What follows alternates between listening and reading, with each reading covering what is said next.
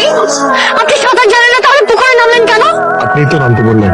আমি নামতে বললে আপনি নামবেন? আমি আপনাকে আগুনে ঝাঁপ দিতে বললে আগুনে ঝাঁপ দিবেন? অবশ্যই দিব। আপনি মনে হয় বাংলা সিনেমা প্রচুর দেখেন, তাই না? কথায় কথা সিনেমার ডায়লগ দিবেন না, জীবন নিয়ে ছিনিমিনি খেলেন। আপনার কিছু হয়ে গেলে কি হতো? ভালোই তো হতো। তারপর দাদার কবরের পাশে আমাকে কবর দিতেন। তারপর আমি আর দাদা মিলে বসে দেখতাম কে বেশি কান্না করে, আপনি নাকি দাদি।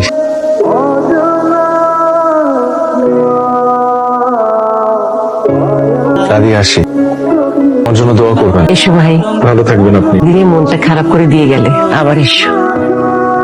ফিয়া মানে শোন, ছেলেটাকে কিন্তু আমার খুব পছন্দ হয়েছে। আমার মন বলছে ওর মনটা তো দাদার মতো অনেক বিশাল সুন্দর। ও তোকে অনেক ভালোবাসবে রে, তোর দাদা যেমন আমাকে ভালোবাসতো সেই রকম।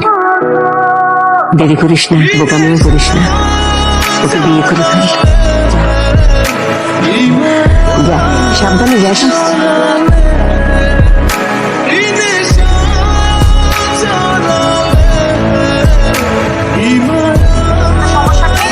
আপনি বিদায় না নিয়ে চোরের মতো নামলেন কেন?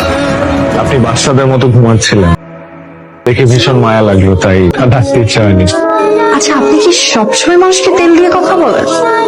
আমি আবার কখন কাকে তেল দিলাম?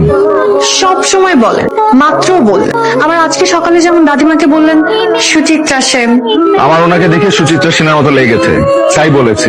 দাদিমা আপনাকে অনেক পছন্দ করেছে। আপনি তো এখনো বিয়ের মতামত জানাননি। আপনি যদি আমার দুইটা শর্ত মেনে নেন, তাহলে আমি ভেবে দেখতে পারি। আমি আপনার সব শর্ত মেনে নেব, বলেন। এখন না, লিখে জানাও। তাহলে টেক্সট করেন। এখন না, একটু আগে আমার শর্ত দুটো একটা কাগজে লিখে খামের ভিতরে রেখেছি। কাল যখন আপনার সাথে দেখা হবে, তখন খামটা দিব। কাল আমাদের দেখা হচ্ছে। কাল দেখা হচ্ছে। ঠিক আছে, কখন? একটা সময়। ওকে।